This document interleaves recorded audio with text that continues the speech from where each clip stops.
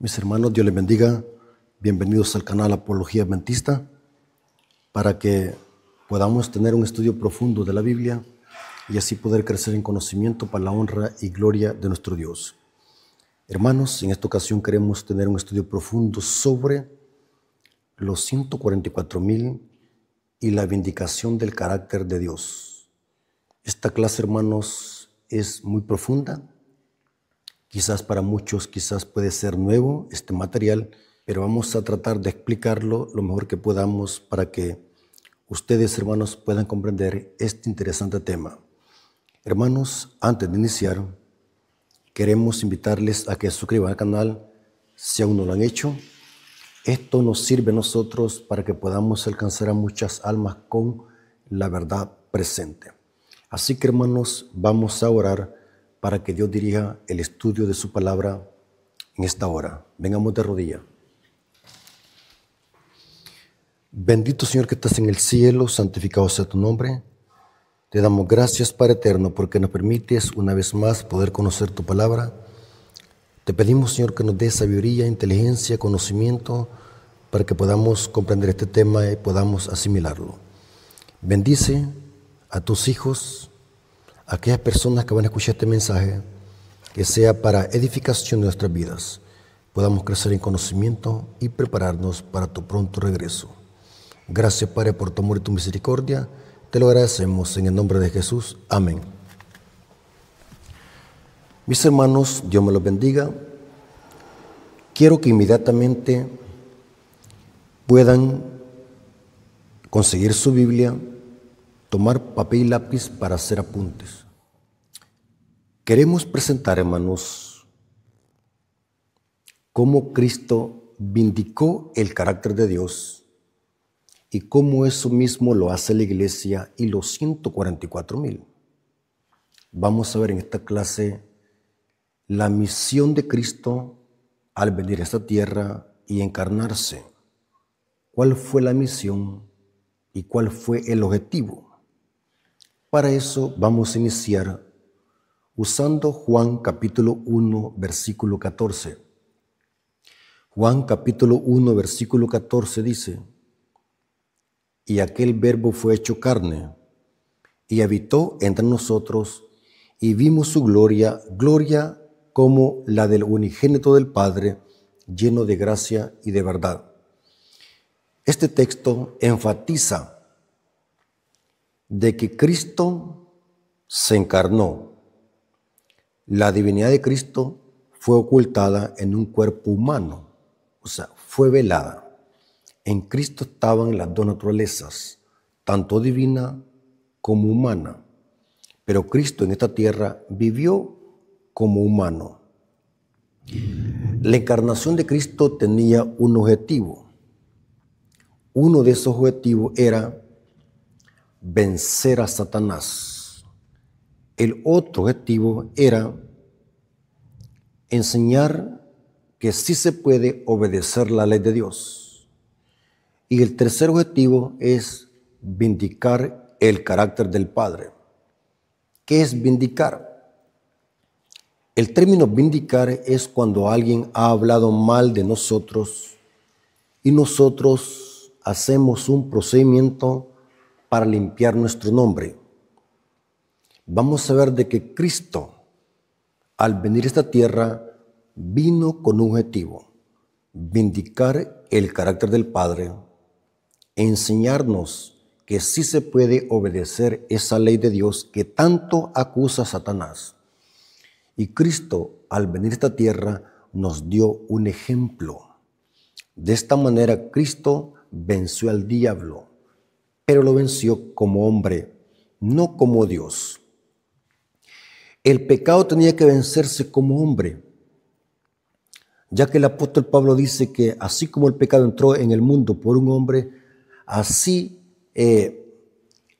Satanás que tenía que ser derrotado por otro hombre. Por eso es que Cristo se le llama el segundo Adán, en Romanos capítulo 5. El libro de Hebreos nos presenta de que Cristo venció al diablo como hombre. Hebreos 2:14 dice: Así que por cuanto los hijos participaron de carne y sangre, Él también participó de lo mismo. Aquí dice por qué razón, para destruir por medio de la muerte al que tenía el imperio de la muerte, esto es al diablo. Noten que Cristo se humanizó, participó de lo mismo, de carne y sangre, para destruir por medio de la muerte al diablo. Cristo venció al diablo como hombre. Cristo murió como hombre. Porque Dios no puede morir, Dios es inmortal.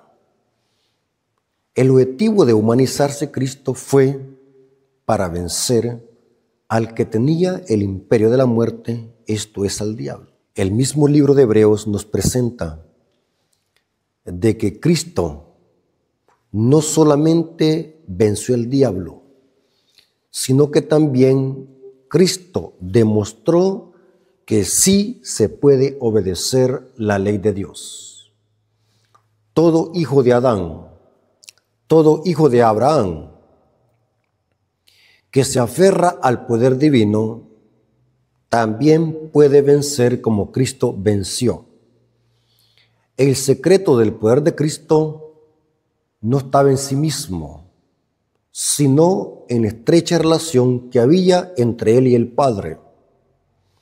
Hebreos capítulo 5, versículos 7 al 9, nos dice el texto: y Cristo, en los días de su carne, está hablando de su encarnación, de su humanidad, y Cristo en los días de su carne, ofreciendo ruegos y súplicas con gran clamor y lágrimas al que le podía librar de la muerte, fue oído a causa de su temor reverente. Noten que está hablando en el sentido de la humanidad de Cristo. Cristo como humano ofreció ruegos y súplicas con gran clamor y lágrimas. Una referencia a lo que pasó en el huerto del Getsemaní un jueves en la noche. Y noten cómo dice: y fue oído a causa de su temor reverente. Y aunque era hijo, por lo que padeció, aprendió la obediencia, y habiendo sido perfeccionado, vino a ser autor de eterna salvación para los que le obedecen. O sea, Cristo obedeció a su Padre y nos pide que nosotros obedezcamos, porque según el texto dice que Cristo vino a ser autor de eterna salvación para todos los que obedecen. En otras palabras, Cristo es nuestro ejemplo a seguir. En el campamento de los santos, en el santuario, está representada la encarnación de Cristo, su humanidad. En el campamento del santuario, Cristo es nuestro ejemplo a seguir. Cristo en esta tierra vivió sin tacha y sin contaminación. Cristo en esta tierra vivió una vida santa y perfecta, sin pecado. Hay muchas citas que lo dicen. Una de ellas es Hebreos 7:26. Hebreos 7:26 dice el escritor: porque tal sumo sacerdote nos convenía santo.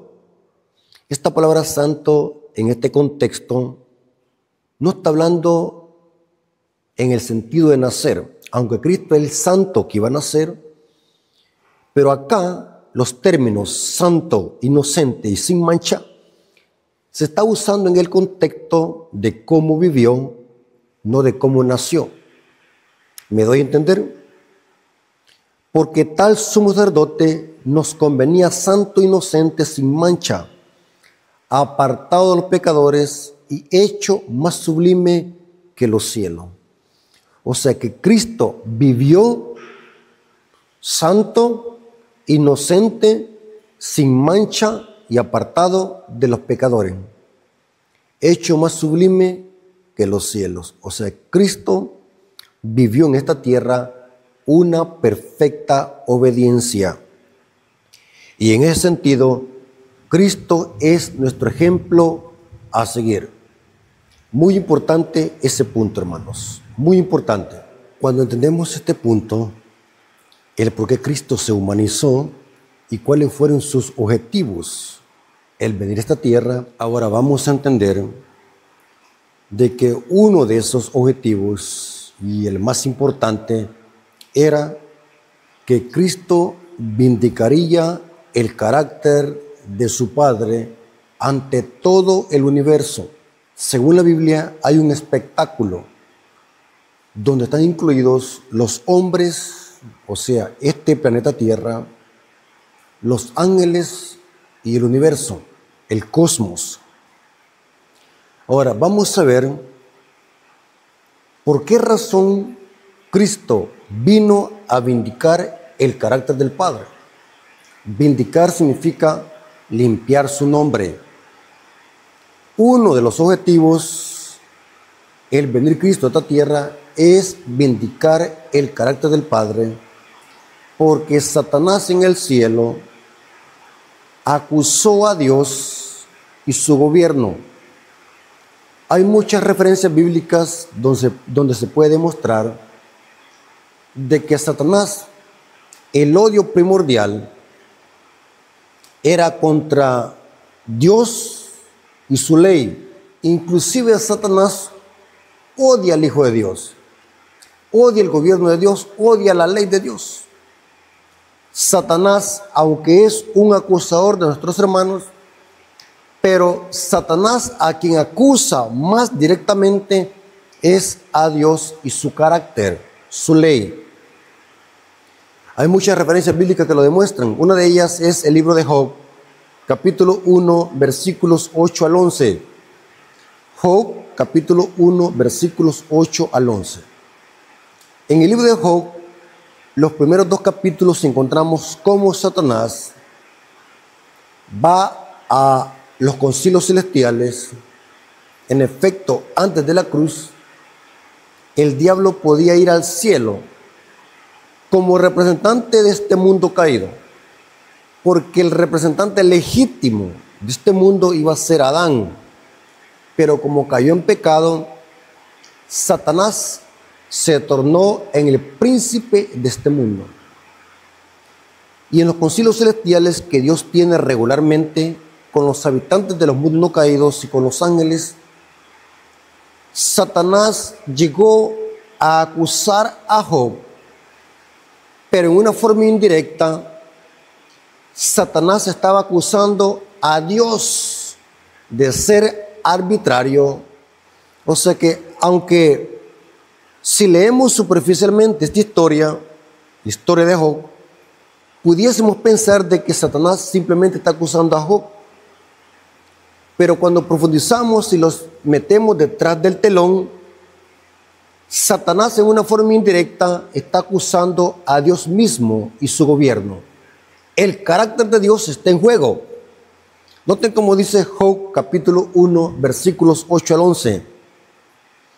Y Jehová dijo a Satanás: ¿no has considerado a mi siervo Job, que no hay otro como él en la tierra? Noten que Dios está hablando bien de Job, varón perfecto y recto, temeroso de Dios y apartado del mal. Noten, hermanos, Dios está diciendo que Job era un varón perfecto, recto, temeroso de Dios y apartado del mal. O sea que Job era un hijo de Dios fiel a la ley de Dios. Noten cómo responde Satanás. Respondiendo Satanás a Jehová dijo: ¿acaso teme Job a Dios de balde? En otras palabras, en una forma indirecta, lo que está diciendo Satanás: tú tienes bendecido a Job porque Dios te sirve. O sea, Job te sirve por interés. Job te sirve por los panes y los peces. Job te sirve o te es fiel porque tú lo tienes bendecido. Y note cómo dice: ¿acaso teme Job a Dios de balde? ¿No le ha cercado alrededor de él y a su casa y todo lo que tiene? O sea que ángeles lo protegían. Al trabajo de sus manos has dado bendición. Por tanto, sus bienes han aumentado sobre la tierra. Pero ahora noten como dice Satanás. Pero extiende ahora tu mano y toca todo lo que tiene y verás si no blasfema contra ti en tu misma presencia. Tremendo, hermanos. Es una forma indirecta. Quien está siendo acusado acá es Dios. Es el carácter de Dios que Satanás está acusando en este concilio. O sea que el diablo está acusando a Dios de ser arbitrario, de ser selectivo, de ser seleccionista, de ser preferencista. Porque lo que está haciendo Satanás acá es desfigurando el gobierno de Dios y su carácter ante todo el universo, ante todos los ángeles celestiales y ante todos los representantes de los mundos no caídos. Ahora, noten por qué era el conflicto. El conflicto, ¿por qué es que se originó en el cielo? ¿Qué es lo que pretendía el diablo? ¿Contra quién era el odio? Vamos a ver de que Satanás siempre ha odiado a Dios y su gobierno. El diablo odia la ley de Dios, porque el centro de este conflicto es Dios y su ley. Noten cómo dice el comentario bíblico adventista comentando sobre lo que está pasando en Job, capítulo 1, versículo 8 al 11. El comentario bíblico adventista nos explica el por qué Satanás está acusando directamente a Job, pero de una forma indirecta está acusando a Dios y su ley. Comentario bíblico adventista explica: Satanás insinuaba que Job servía a Dios por motivos egoístas, por el beneficio material que Dios le permitía acumular como un aliciente y recompensa por su servicio. Procuró negar la verdadera religión que emana del amor y de una apreciación inteligente del carácter de Dios. Que los verdaderos adoradores aman la religión por la religión misma y no por la recompensa. Y que sirven a Dios porque un servicio tal es correcto en sí mismo. ¿Noten lo que estaba insinuando el diablo? Y no solamente porque el cielo está lleno de la gloria. Y que aman a Dios porque Él es digno de su afecto y confianza. Y no solo porque los bendice. O sea que Satanás lo que estaba haciendo, acusar el carácter de Dios, acusar a Dios indirectamente. Es bien importante que nosotros entendamos esto, porque muchas veces nosotros leemos la historia de Job y pensamos de que el diablo está enojado con Job. Pero cuando profundizamos en esta historia, analizamos de que el odio primordialmente es contra Dios. El diablo está acusando a Dios o insinuando de que Job le sirve a él por motivos egoístas. Dice esta cita del Espíritu de Profecía, Review and Herald, del 31 de julio de 1888. Noten cómo dice la sierva del Señor el por qué esta enemistad contra Dios. Es una gran mentira de Satanás que la ley de Dios no puede ser obedecida por los seres creados. Desde el principio, la doctrina especial del adversario de Dios y del hombre ha sido que la ley de Dios era defectuosa y censurable. Noten. Siempre ha presentado la regia ley de libertad como opresiva e insoportable. Noten que el diablo odia la ley de Dios. Y al odiar la ley de Dios, el diablo está atacando el carácter de Dios. Porque la ley de Dios es un reflejo del carácter de Dios, dice el libro Patriarcas y Profetas. Siempre ha presentado la regia ley de la libertad como opresiva e insoportable. La ha declarado un yugo de servidumbre. Ha declarado que era imposible para el hombre obedecer los preceptos de Jehová. Este ha sido y es todavía el trabajo de Satanás. O sea que vemos de que el conflicto final también va a ser por la ley de Dios. Y vamos a ver de que uno de los objetivos de la venida de Cristo y de encarnarse en esta tierra es vindicar el carácter de Dios por las acusaciones de Satanás en contra del gobierno de Dios y demostrar que sí se puede obedecer la ley de Dios. Esa ley de que el diablo siempre ha acusado como una ley opresiva e insoportable. Ahora, hermanos, notamos cuando los protestantes dicen de que la ley nadie la puede cumplir, o que nadie puede dejar de pecar, o que nadie puede obedecer la ley. Son las mismas palabras de Satanás, el inventor de esa mentira, de que nadie puede obedecer la ley de Dios y que nadie puede dejar de pecar, nació en la mente diabólica de Lucifer. Noten esta otra cita, Mensajes Selectos, tomo 3, página 153. Mensajes Selectos, tomo 3, página 153 dice: el Redentor del mundo pasó por los mismos terrenos donde Adán cayó por haber desobedecido la ley expresa de Jehová. Noten. Y el unigénito Hijo de Dios vino a nuestro mundo como un hombre. Noten que Cristo vivió en esta tierra como hombre, no como Dios. Dice, pero el unigénito Hijo de Dios vino a nuestro mundo como un hombre, para revelar al mundo que los seres humanos podían guardar la ley de Dios. Satanás, el ángel caído, había declarado que ningún hombre podía guardar la ley, que ningún hombre podía guardar la ley de Dios después de la desobediencia de Adán. Hermanos, es terrible esta doctrina que circula en las iglesias protestantes, de que nadie puede obedecer la ley de Dios y que por eso Cristo vino a clavarla en la cruz o vino a abolirla. Es una de las falsas doctrinas que inició en la mente de Satanás.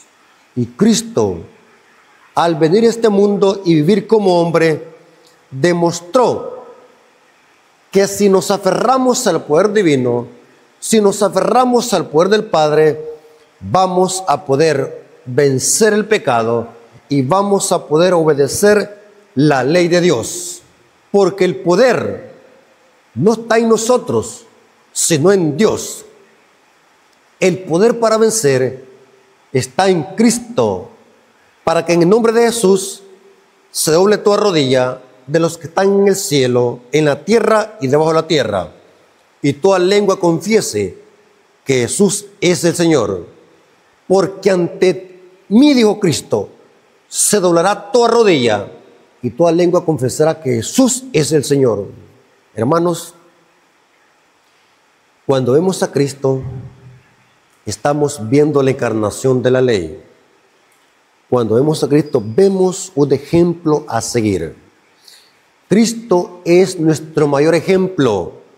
Y esto lo vemos reflejado en el campamento de los santos. Recuerden, en el campamento de los santos, o sea, acá, noten aquellas carpas. Eso representa la encarnación de Cristo, su humanidad, y que Cristo es nuestro ejemplo a seguir. Cristo vivió en obediencia a la ley del Padre. Ahora, vamos a ver de que Satanás desde el principio ha acusado a Dios y su ley. Noten, por eso es de que Cristo al venir a esta tierra vino no solamente a salvar al pecador, sino que también vino a vindicar el carácter de Dios. En este contexto, Dios tiene que ser justificado.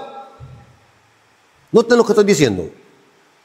Por las acusaciones de Satanás en contra de Dios y su ley, Cristo vino a este mundo a vindicar el carácter de Dios y en el juicio se justifica a Dios. Usted me va a decir, bueno, nosotros entendemos de que nosotros por ser pecadores somos justificados gratuitamente. Pero ¿cómo es así de que Dios tiene que ser justificado? Bueno, hay que leer la Biblia. Dios tiene que ser justificado ante el universo por las acusaciones hechas en contra de Dios. O sea que el justificar a Dios no tiene que ver porque en él haya pecado. El justificar a Dios en este contexto se refiere a limpiar su nombre por las acusaciones que Satanás ha hecho en contra de Dios y su ley. O sea que el centro de este conflicto es Dios y su carácter que están en este conflicto. O sea que Dios tiene que ser vindicado. Dios tiene que ser justificado ante todo el universo. Por esa razón es de que Dios bien hubiese podido destruir al diablo en el instante que se rebeló. Pero Dios dejó que el diablo siguiera viviendo porque Dios iba a justificar su nombre a través de un proceso. Y vamos a ver de que en el juicio, el que está siendo justificado primordialmente es Dios y su carácter. ¿Por qué razón? Por las acusaciones que Satanás ha hecho en contra de Dios y su gobierno. Ahora, ¿a dónde dice eso? Romanos capítulo 3, versículo 4. Noten este texto lo que dice. Quizás muchos no lo hemos entendido de esa manera, pero vamos a ver de que este texto armoniza con lo que estamos explicando. Romanos capítulo 3, versículo 4 dice, de ninguna manera, noten que Pablo está hablando de Dios. El centro de este conflicto es Dios y su carácter. Y dice Romanos 3:4, de ninguna manera, antes bien sea Dios veraz. Está hablando de Dios. Y no tenga el contraste. Y todo hombre mentiroso. Como está escrito, para que seas justificado en tus palabras. Noten que Pablo está diciendo que Dios tiene que ser justificado en sus palabras. Muy interesante lo que dice Pablo. Vamos a desmenuzar este texto. ¿Qué significa? Como está escrito, vamos a ver de que Pablo está citando el Salmo 51. Vamos a analizar ese salmo. De ninguna manera dice, antes bien sea Dios veraz y todo hombre mentiroso, como está escrito, para que seas justificado en tus palabras. Noten que Dios tiene que ser justificado en sus palabras y venzas cuando fueras juzgado. Usted me va a decir, hermano, ahí está hablando de nosotros los pecadores, negativo. Pablo está hablando de Dios.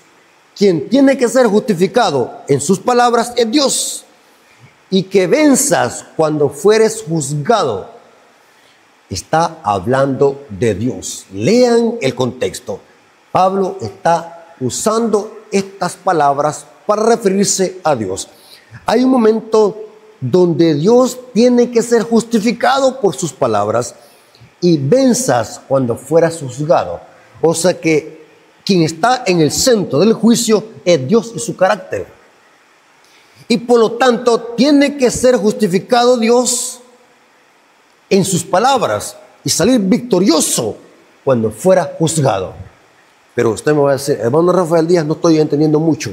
Explíqueme un poco más. Bueno, por eso le estoy explicando desde el principio de qué se trata este conflicto entre el bien y el mal. Las acusaciones de Satanás eran primordialmente contra Dios y su ley. Así que Dios va a vindicar su carácter y Cristo vino con ese propósito de vindicar el carácter del Padre, y el juicio es para vindicar el carácter de Dios. Comentario bíblico adventista comentando sobre Romanos 3:4. Noten cómo dice. Romanos 3:4, el comentario bíblico adventista lo comenta y dice: Pablo quizás se refiere aquí al motivo central del gran conflicto entre el bien y el mal.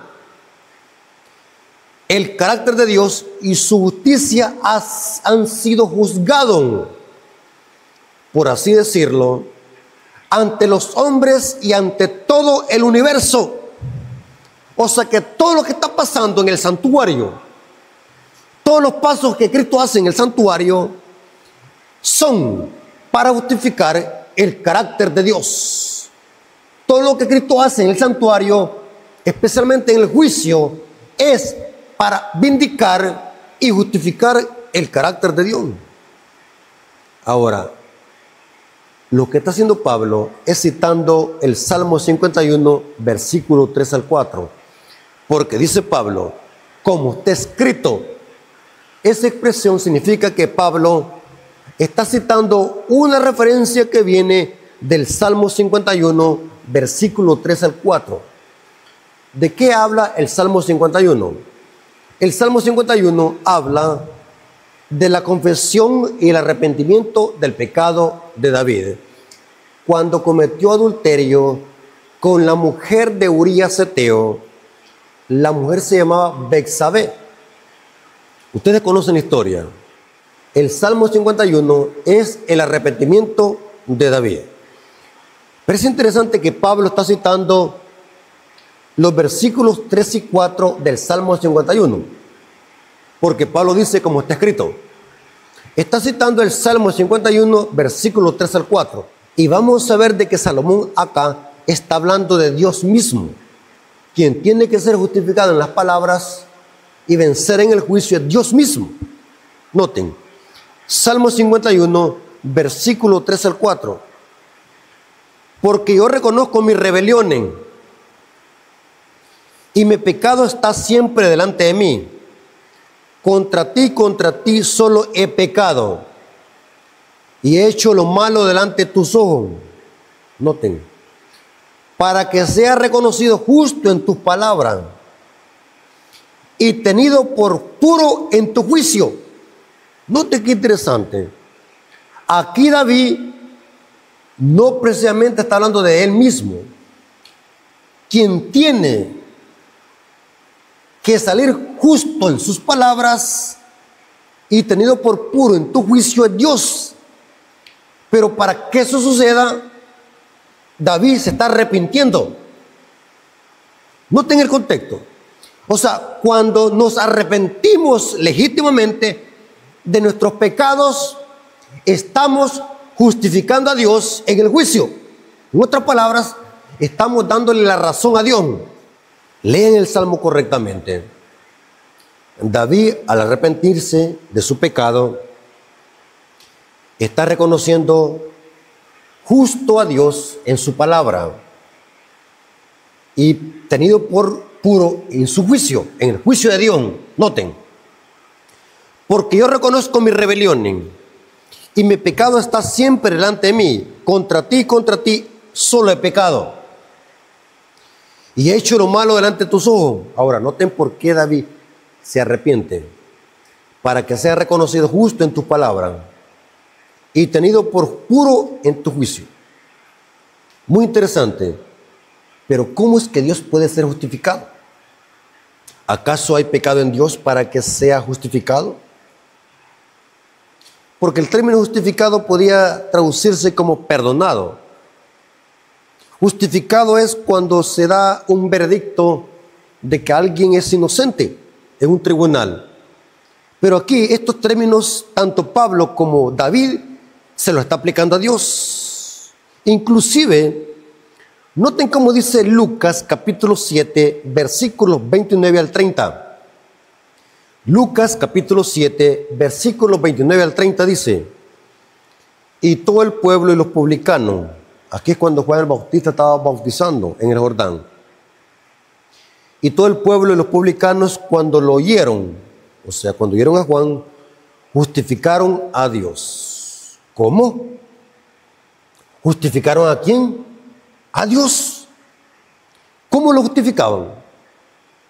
Y todo el pueblo y los publicanos, cuando lo oyeron, o sea, cuando oyeron a Juan, justificaron a Dios. ¿Y cómo lo hicieron? bautizándose con el bautismo de Juan, mas los fariseos y los intérpretes de la ley desecharon los designios de Dios respecto a sí mismos, no siendo bautizados por Juan. Pero me llama la atención esta expresión, justificaron a Dios. ¿Y cómo lo hicieron? Bautizándose y arrepintiéndose de su pecado. O sea, cuando nos arrepentimos de nuestros pecados y nos bautizamos, estamos justificando a Dios en el juicio. En otras palabras, estamos diciendo, Dios tiene la razón. Estamos limpiando el nombre de Dios por las acusaciones hechas por Satanás en contra del gobierno de Dios. En ese sentido, se usa el término justificar a Dios en el juicio y que salga puro en el juicio y que sea reconocido justo en tu palabra. O sea, dándole la razón que Dios tiene la razón y el diablo no la tiene. Estamos diciendo, nuestro Padre Celestial es justo y verdadero. Estamos diciendo, Él tiene la razón. Estamos diciendo que la ley de Dios es santa, justa y buena. Y al mismo tiempo estamos condenando a Satanás y sus mentiras. En este contexto se debe interpretar el término justificaron a Dios.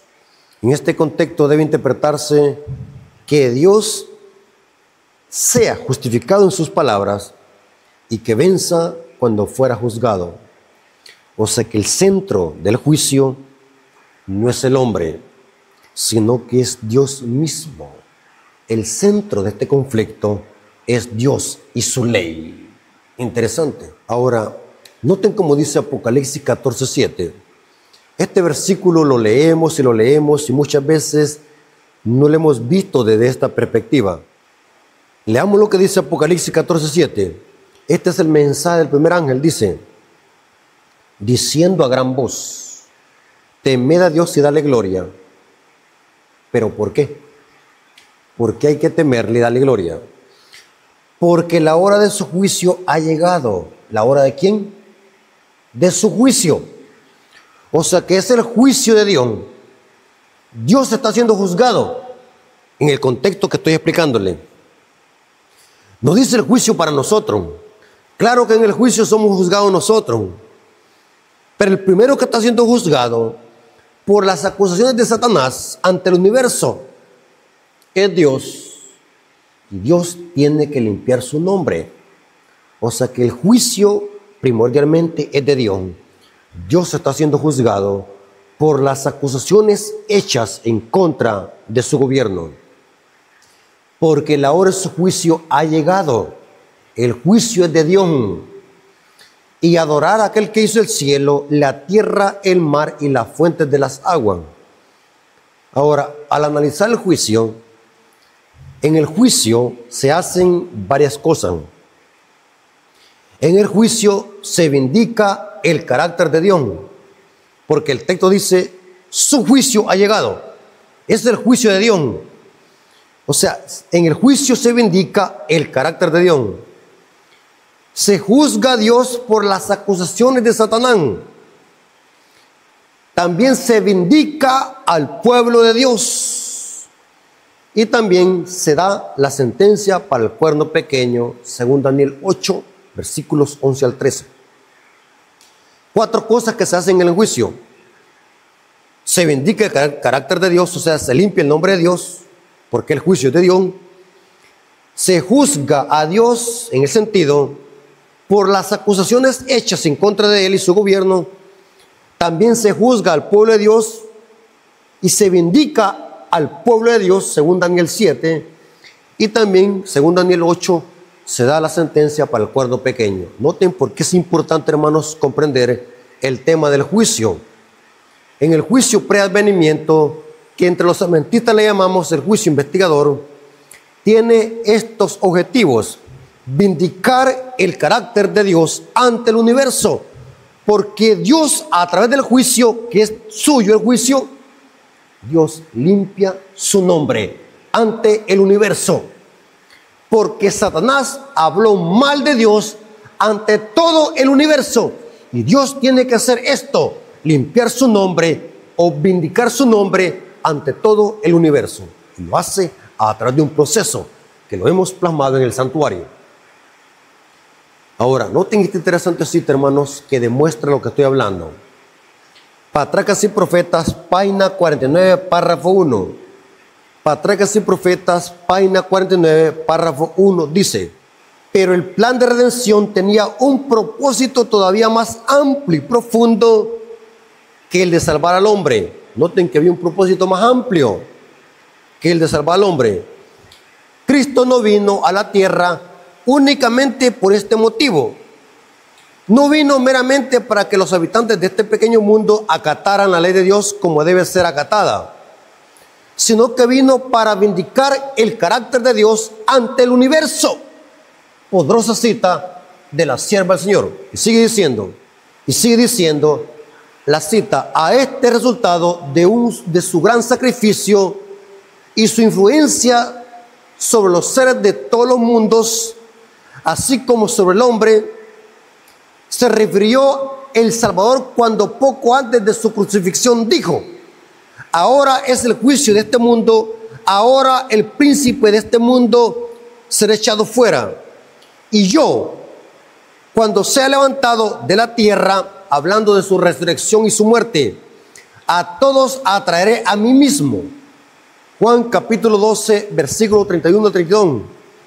El acto de Cristo de morir por la salvación del hombre no solo haría accesible el cielo para los hombres, sino que ante todo el universo justificaría a Dios y a su Hijo en su trato con la rebelión de Satanás. Noten que lo que haría Cristo con su sacrificio. Dice: justificaría a Dios y a su Hijo ante todo el universo en su trato con la rebelión de Satanás. Demostraría la perpetuidad de la ley de Dios y revelaría la naturaleza y las consecuencias del pecado. Noten qué poderosa cita, hermano. Noten lo que dice la cita. Cristo con su muerte justificaría a Dios ante todo el universo y mostraría de que la ley de Dios sí se puede obedecer. Cristo justificó a su Padre y Cristo vindicó el carácter del Padre. Poderosa cita que está en el libro Patriarcas y Profetas, página 49, párrafo 1. Ahora, esto más interesante, hermanos. Esta información que voy a plasmar en esta segunda parte del tema presenta que también el pueblo de Dios en esta tierra vindica el carácter de Dios y su ley. La iglesia está en esta tierra para también vindicar el carácter de Dios y su ley. Interesante. Ahora, cuando hablamos de que la iglesia vindica el carácter del Padre, lo hace en el sentido de que nos unimos a la vindicación que hizo Cristo. O sea que la vindicación que hace la iglesia ante el universo, la iglesia demuestra ante todo el universo que también nosotros podemos obedecer la ley de Dios y en este contexto podemos vindicar el carácter del Padre. Pero es en virtud de la vindicación que hace Cristo en vindicar el carácter del Padre. ¿Me doy a entender? Esto lo explico para que no vaya a haber ninguna confusión. La iglesia, aunque vindica también el carácter del Padre, y lo vamos a leer en la Biblia, en el Espíritu de Profecía, pero esa vindicación que hace la iglesia la hace en virtud a la vindicación única que hizo Cristo en vindicar el carácter del Padre ante todo el universo. Y saben, hermanos, que según la Biblia, la iglesia está en esta tierra con ese propósito de vindicar el carácter del Padre y su ley. Y eso lo harán también los 144,000, la última generación de justos que estará vivo antes de que Cristo venga por segunda vez, y antes de que cierre la puerta de la gracia. Dios tendrá a una generación de justos que también en la última fase de la historia de esta tierra, Dios usará a esa generación última de 144,000 para que también vindiquen su carácter. ¿Dónde la Biblia dice eso? Apocalipsis 14, versículo 3 al 5 dice, hablando los 144,000, y cantaba un cántico nuevo delante del trono y delante de los 4 seres vivientes y de los ancianos. Y nadie podía aprender el cántico sino aquellos 144,000 que fueron redimidos de entre los de la tierra. Estos son los que no se contaminaron con mujeres. O sea que vivieron una vida santa como Cristo. Noten, así como Cristo vivió una vida santa en esta tierra, esta última generación también vivirá una vida santa. Estos son los que no se contaminaron con mujeres, pues son vírgenes, o sea, no se mezclaron con las falsas doctrinas de la ramera y sus hijas. Son vírgenes, pero hablando en un sentido espiritual, pues son vírgenes. Estos son los que siguen al Cordero por donde quiera que va, igual como Cristo seguía a su Padre. Noten, ahora este remanente sigue al Cordero por donde quiera que va. Estos fueron redimidos de entre los hombres como primicias para Dios y para el Cordero. Y en sus bocas no fue hallado mentira, pues son sin manchas. Esta expresión sin mancha es la mismita que se le aplica a Cristo en el libro de Hebreos 7:26. Dice que Cristo es un sumo sacerdote santo, inocente y sin mancha. En el sentido de cómo se vive, los 144,000 también son sin mancha y sin contaminación. O sea, viven una vida intachable, impecable, en virtud de la gracia de Cristo. Note qué interesante.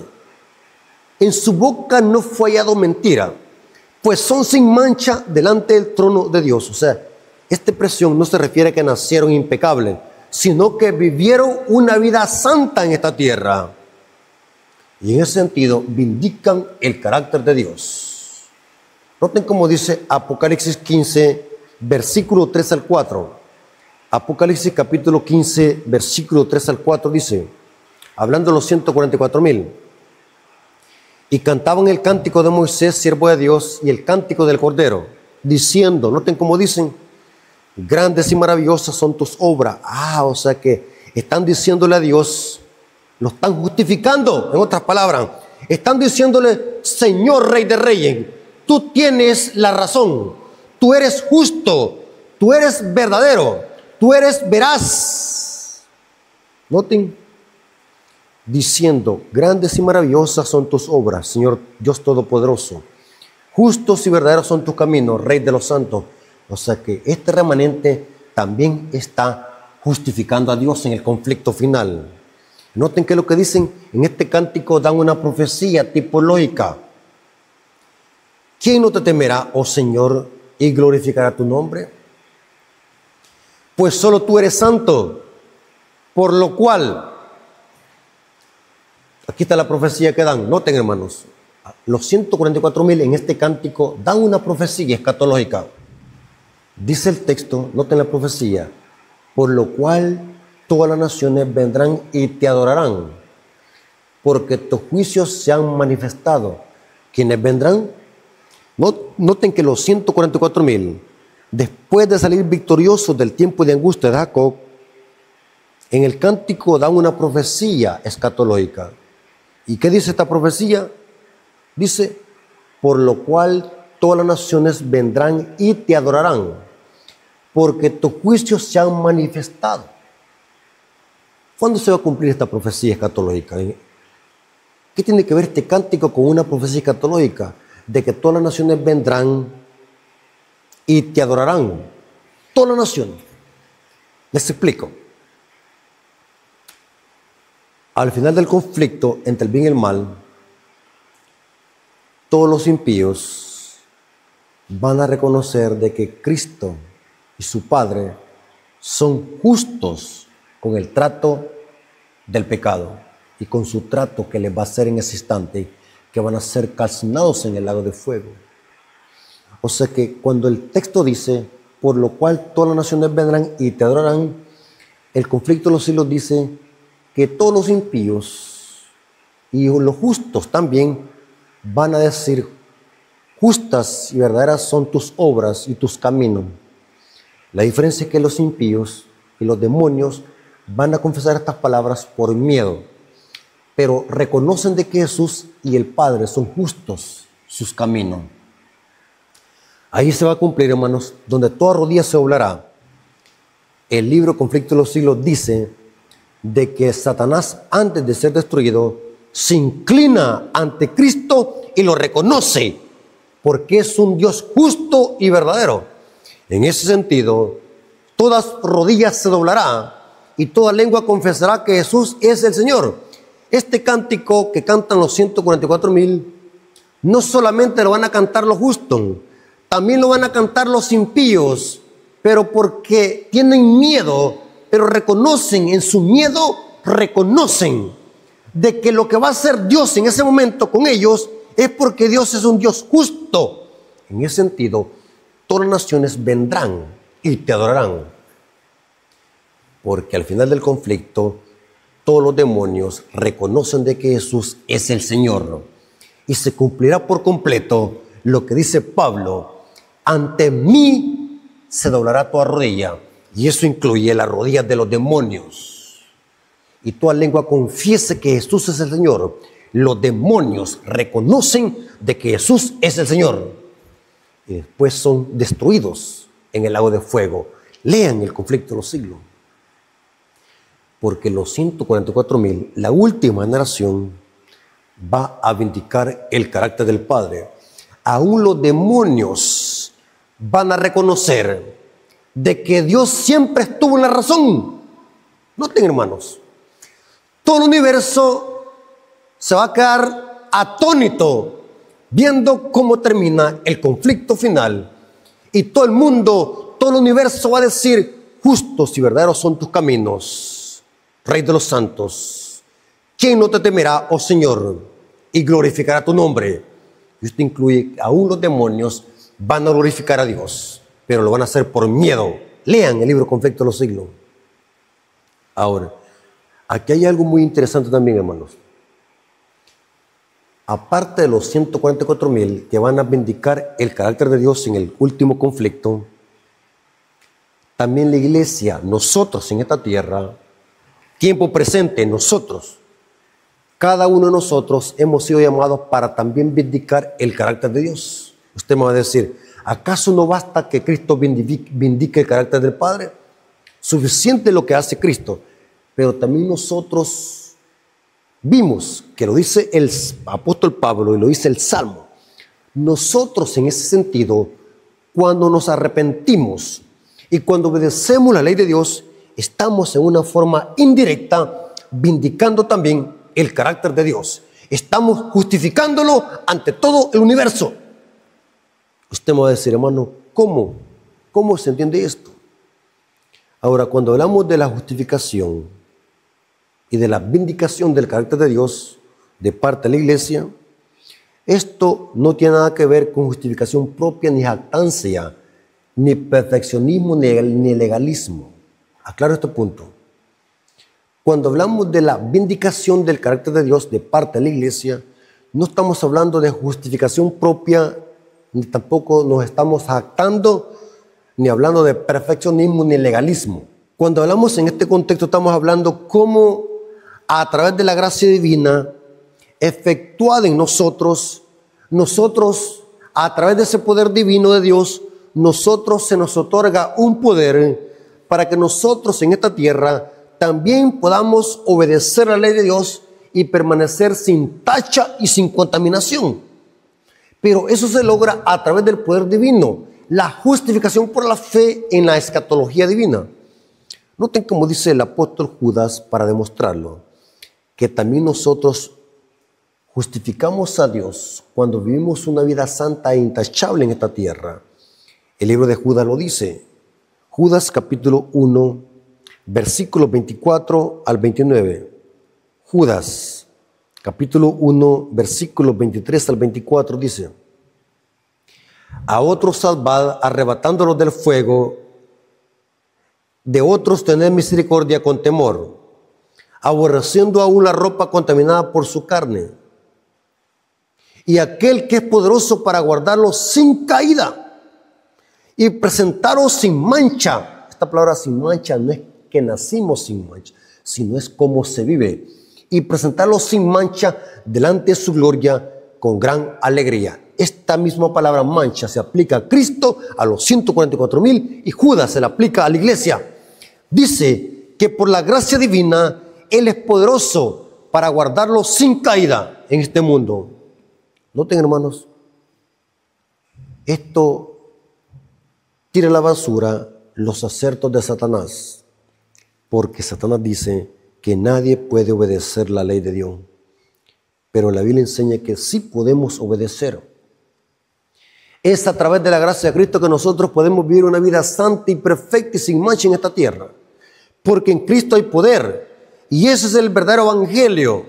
No estamos hablando de legalismo, ni perfeccionismo, ni justificación propia. Lo que estamos hablando es victoria sobre el pecado a través de la gracia divina. En Cristo hay poder. Pablo dijo, todo lo puedo en Cristo que me fortalece. Efesios 3:10, noten lo que dijo Pablo. Efesios 3:10.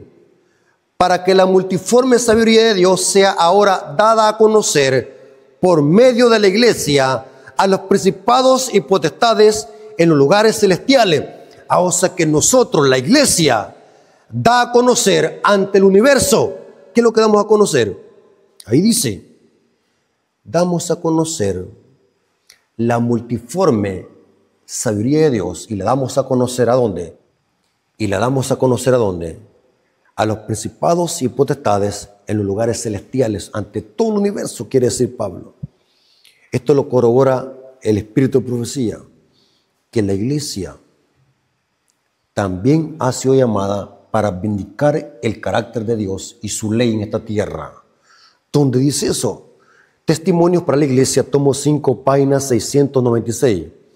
Testimonios para la iglesia, tomo 5, página 696, dice: si hubo alguna vez un pueblo que necesitase un aumento constante de luz y del cielo, es el pueblo que en este tiempo de peligro Dios llama a ser depositario de su santa ley y a vindicar su carácter delante del mundo. ¿Cómo, hermanos? Dice que nosotros hemos sido llamados para ser depositarios de su ley y vindicar su carácter delante del mundo. La iglesia también vindica el carácter de Dios. A aquellos a quienes se confió un cometido tan sagrado deben ser espiritualizados y elevados por las verdades que profesan creer. Pero me llamó esta palabra que dice ella: hemos sido llamados a vindicar el carácter de Dios y su ley ante el mundo. Noten, esto lo corrobora también Señales de los Tiempos del 21 de julio de 1902, y está también en la matutina Maranata, página 232, párrafo 2, dice: todo el que cumpla por fe los mandamientos de Dios alcanzará el estado de impecabilidad en que vivía Adán antes de la caída. Aquí dice, todo el que cumpla por la fe los mandamientos de Dios alcanzará el estado de impecabilidad en que vivía Adán antes de la caída. ¿Y cómo se puede lograr esto?